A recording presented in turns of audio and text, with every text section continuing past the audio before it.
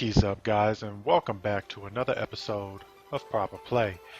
This right here is Guild Wars, and this is going to be a series about Living Story Season 1.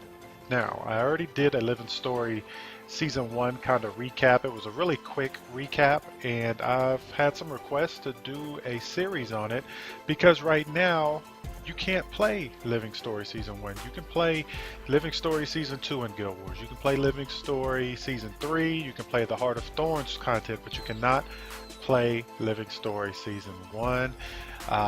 So that's why we're going to be bringing this series, and I'm going to try to recap Living Story Season 1 as best as I possibly can with things that is in the world currently and some, maybe some photos that I've had of past events.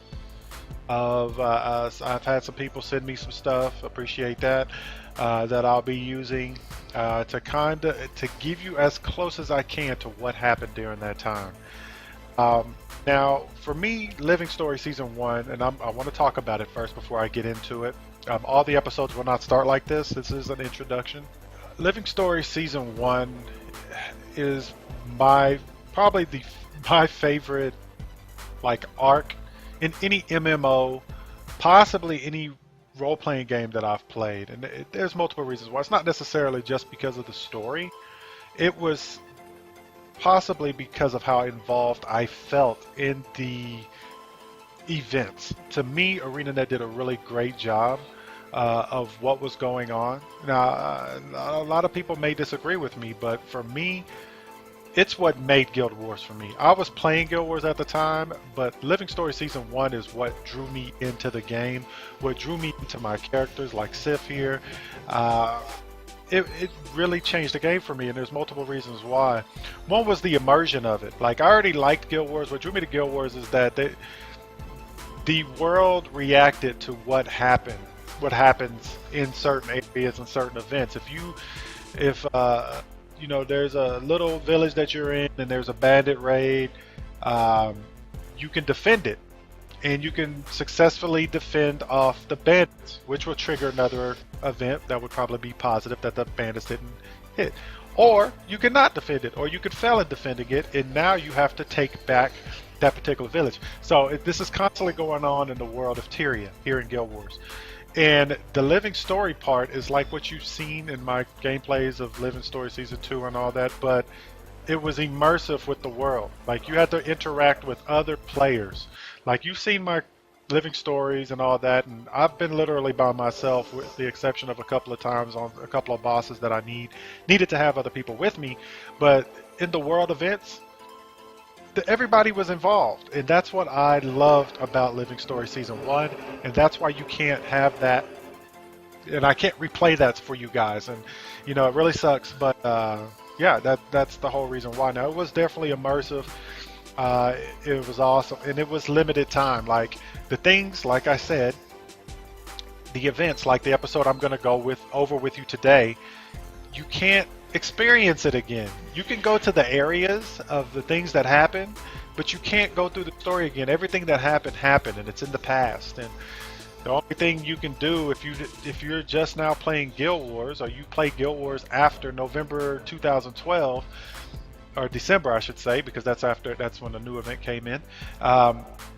You couldn't experience this anymore.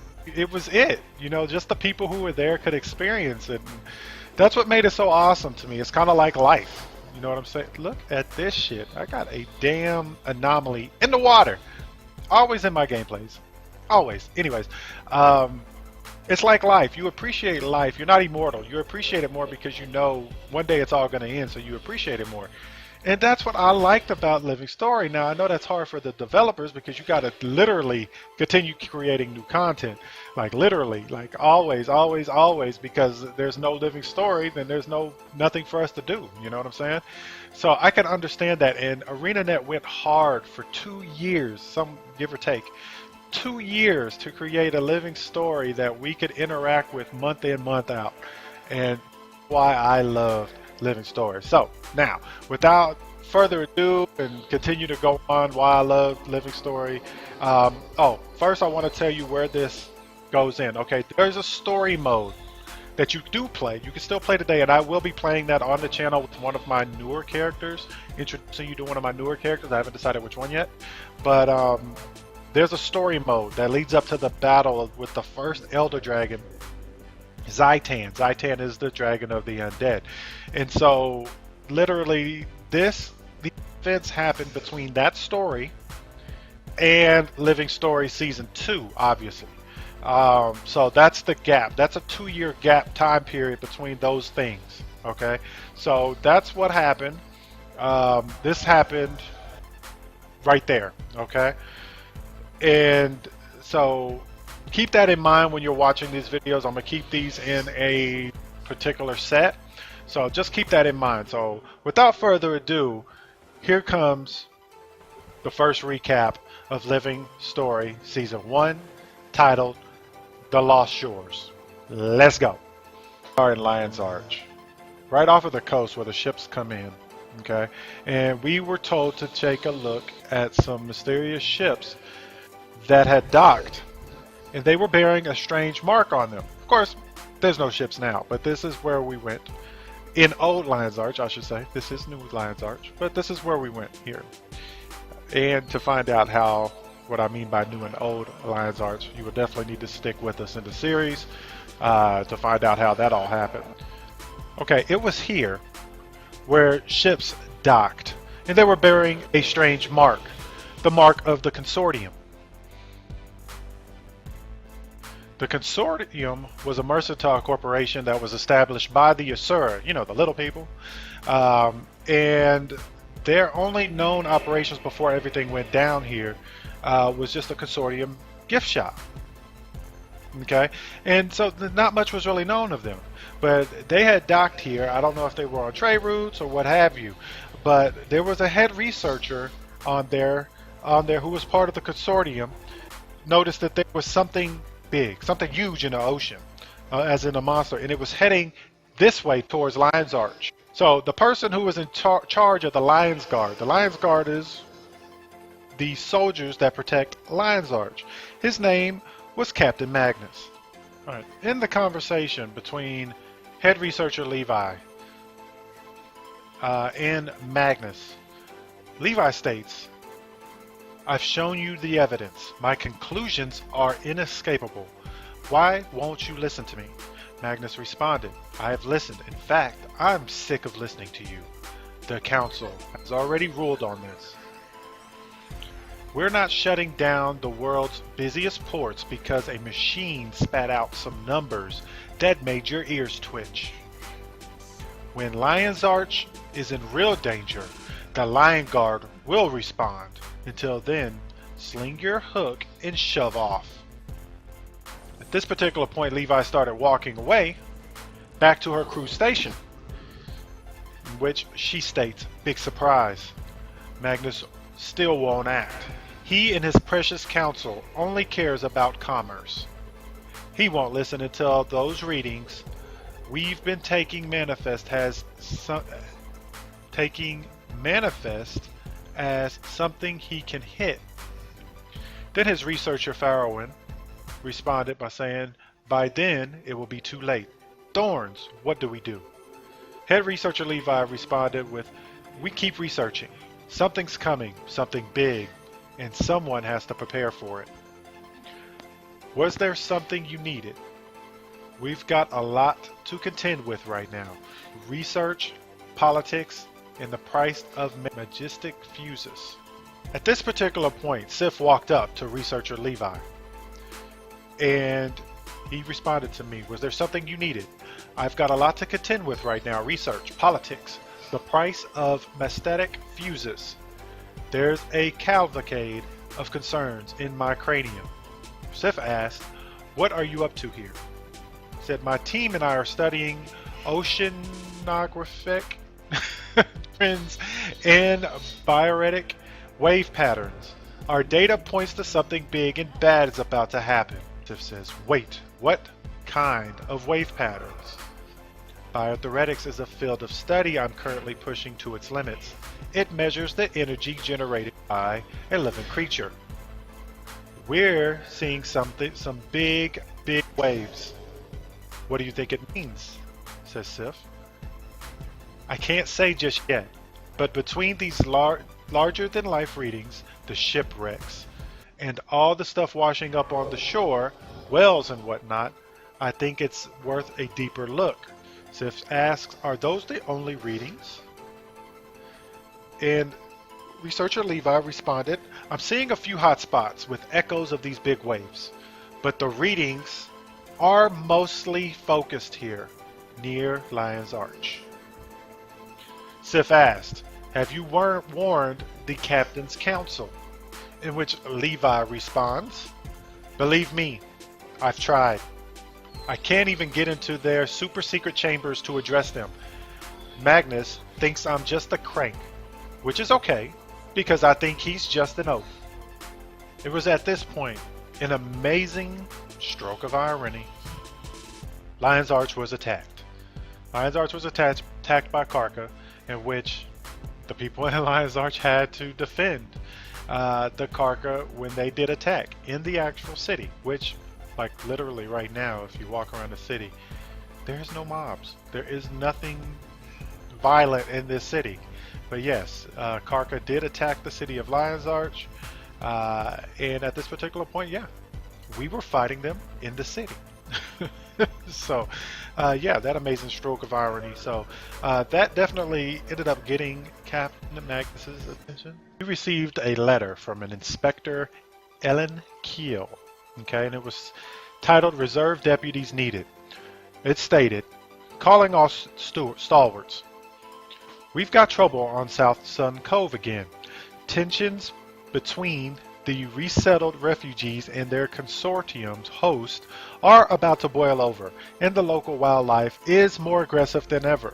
On Captain Magnus's orders, I am deputizing any and all qualified volunteers to help me keep the peace. If you're up for a challenge, you have the skills, come see me so we can shut down this unrest before it gets unimaginable. Inspector Alan Kill. We began to collect samples for Levi. As Levi, she is Nasura, and Nasura wants their samples. You know Timey wants her samples right now. Just see Levi as the same thing, just a little taller than Timey.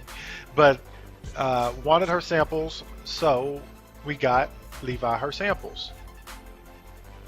Inspector Keel, she was tasked with finding out why now. Why were the Karka attacking us? Why were the Karka attacking Lion's Arch just straight out of nowhere?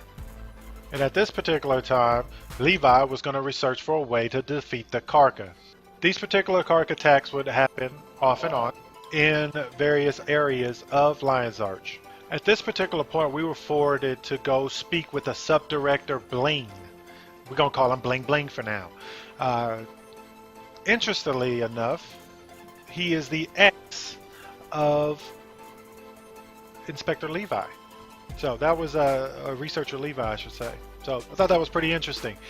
So when we come in to speak with Mr. Bling Bling, he says, welcome.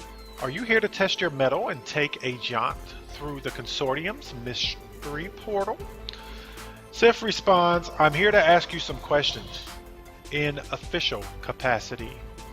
He states, Levi sent you, didn't she? I swear that woman can't let go of me. It's embarrassing, frankly, for her.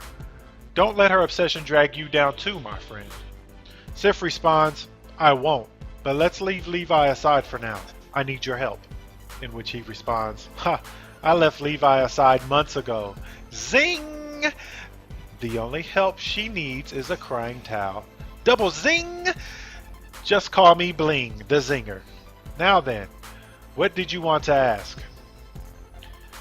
Sif states, this bag bears a consortium logo. Can you tell me about it?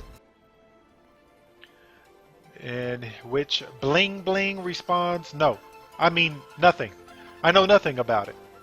That is to say, yes, that is a consortium logo, but no court in the land would convict on that such suspicious evidence. Sif responds, it washed up on the beach. And you know all about it, don't you? Bling states, certainly not. The consortium's interest spans the entire globe. The fact that some of our merchandise showed up here right before the crisis started, it's nothing. It means nothing. Sif responds, talk, or I'll break your bones. All of your bones, even the ones in your ears. Bling finally breaks down and says, don't do that. I need my ear bones. Listen, yes, that bag is a consortium operation.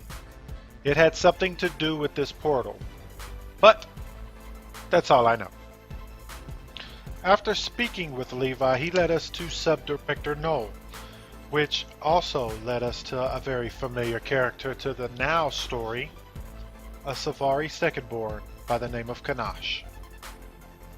Kanash's part in this story was interesting at this time. This was our introduction to him. We had no idea of his past, but he was a part of the expedition to a recently discovered island in which they were given strict orders not to interfere with wildlife, we find out.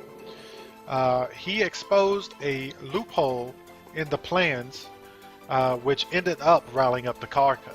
The Karka then follows him back to the mainland, which is what caused the attacks. After finding this out, Kanash ended up going into custody by Inspector Keel. We were told at this particular time that Miyani and Zamaros, as they ended up educating us, letting us know about the Karka, and that they were ancient, and typically they were not on the surface, that typically they were deep in the ocean. So something recently happened that riled them up and brought them to the surface. And that's what we needed to find out. It was at this particular point that they advised us that we would need to speak with the aquatic races since they would know a little bit more about, I guess you could say, the lore of the seas. So we would check in with Quaggan, Hylic, and Argos to see what exactly it was in regards to the legend of these Karka. They were new to us. We did not know them before this particular event of what was going on. It was here when we were doing our research that we spoke with a past keeper, Sabala. She ended up giving us a scroll that gave us knowledge of the Karka. Okay, at this particular time, we was able to work with Levi in getting a solvent using Hylic alchemy, and we also got a sample of a Karka shell. So this would help us, because during all this was going on, waves of Karka still were hitting Lion's Arch. So we were trying to find ways to solve this particular problem. So Levi definitely helped with that. Levi was super enthused about this. He wanted to shove Magnus's nose in the success. One, not just the success of it, but saying, hey, these guys are a threat. And two, I'm going to show you how to beat them. At this particular point, Sif and other adventurers would engage the Karka again. This time, the battle was lots easier than the first. With the solvent ended up weakening the Karka and making it a much easier battle than before. After that particular battle, we ended up meeting up with Inspector Keel, who ended up convincing Kanash to tell of his involvement with the consortium, what was going on and where. The final stand with the Karka and Lion's Arch, and this time it was led by Magnus. And then after this fight, and talking to Kanash, we decided to take the fight to the Karka. And then we headed to the island of South Sun Cove. It's through this portal that we entered South Sun Cove. For the first time, a new area that we had no idea what we were in for. Now, for those that know me, and they've watched definitely my guild mission gameplays, knows I cannot stand Karka and I cannot stand South Sun Cove, so I rarely come here myself. that is the memories I have of this place. See, even the people who've lived here can't stand this place. So, but yeah, coming to South Sun Cove was definitely an adventure all on its own. Once we landed, though, we basically had to make our way from this particular area over to Captain's Retreat. Some fought, but you guys know. The homie Sif, the homie Sif sneaks. You already know this. Sif ain't trying to fight if he don't have to, so he can sneak by the enemies like so and just do his thing. Because those guys don't like me. They don't like me at all. Yeah. See, it's areas like this of South Sun Cove that I absolutely love looking at. I just hate going through it because everything looks so awful. This little crystal area right here. This is probably one of my favorite areas in the game. This area right here of South Sun Cove. I love coming to this area. This is like a vacation spot. This little area right here is a vacation spot. It's like I would come and chill and just sit in this. If it wasn't for these big bastards. This is what the Karka look like. Okay. Up close and personal. They're fighting Breeze Widers right now, so I'm just going to run right through them so they don't even pay no attention to me. I tried to anyways. But yeah, that's one. I'm running right into one right now. And yeah, people come here. If you have not come here, usually people only come to South Sun Cove to fight the Karka Queen. But yeah, I just wanted to show y'all the area that we fought to, which is this. This is Captain's Retreat, which is overrun currently at the moment. But I wanted to show you. I'm not fucking with that. I'm not fucking with that. But I will show you inside a little bit. I'm going to be invisible while I do it. But yeah, this is it.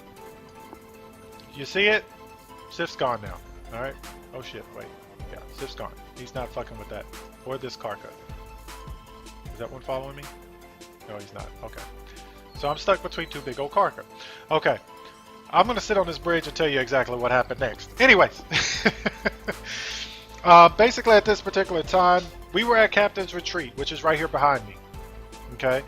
We were here. It was clear because we cleared it out. Now the Karka have overrun it. Like I said, living story. No longer needed. And Karka overran the shit.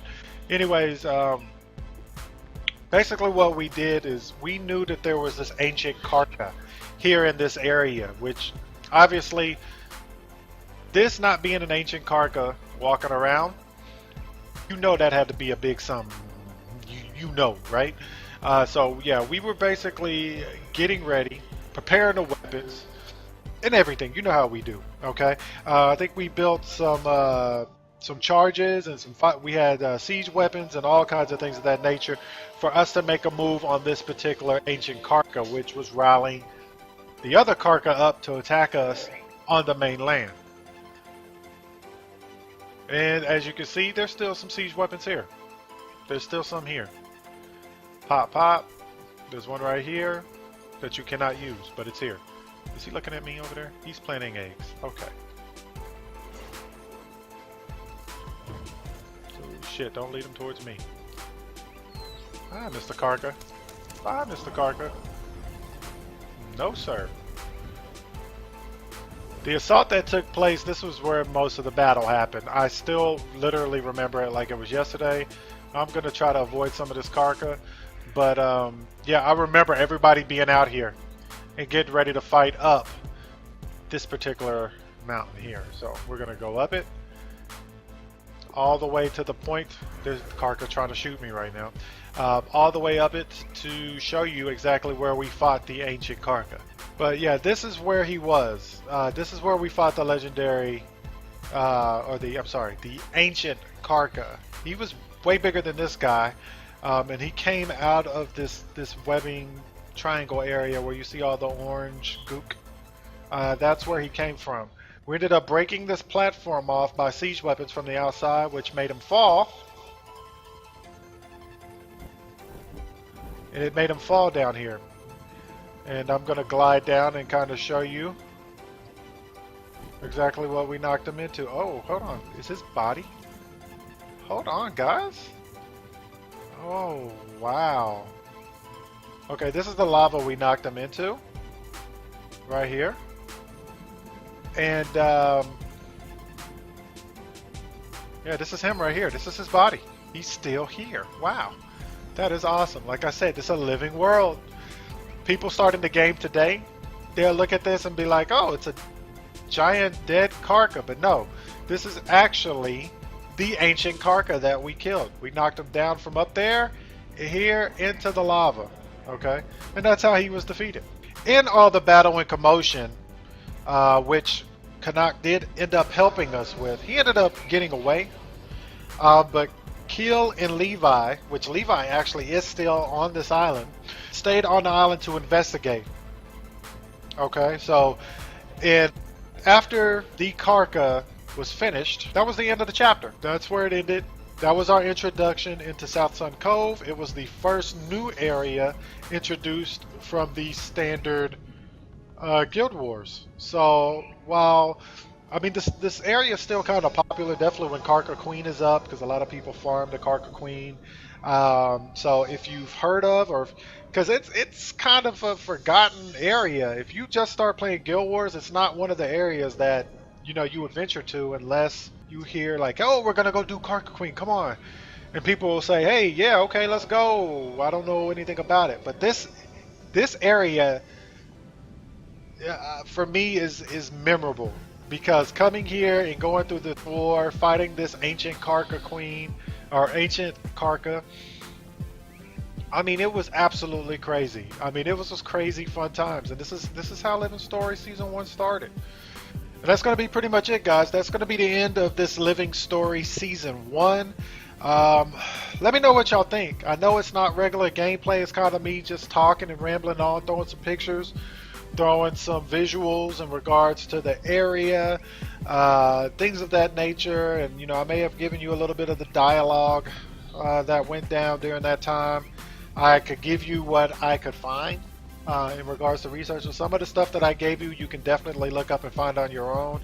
I just kind of wanted to give you a visual guide of it, This was definitely a good time to play Guild Wars. I would definitely admit that for myself. But yeah, let me know what y'all think in the comments. Let me know if y'all want to see more of this Living Story lore of Season 1.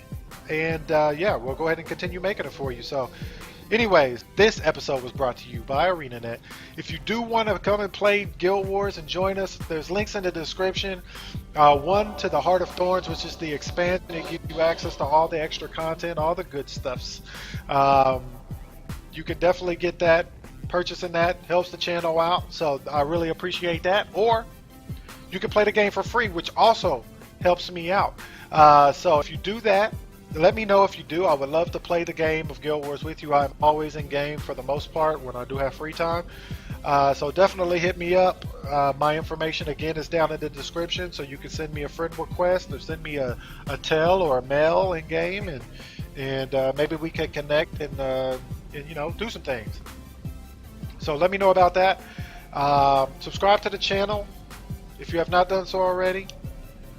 And as I always say, pinkies up, proper out.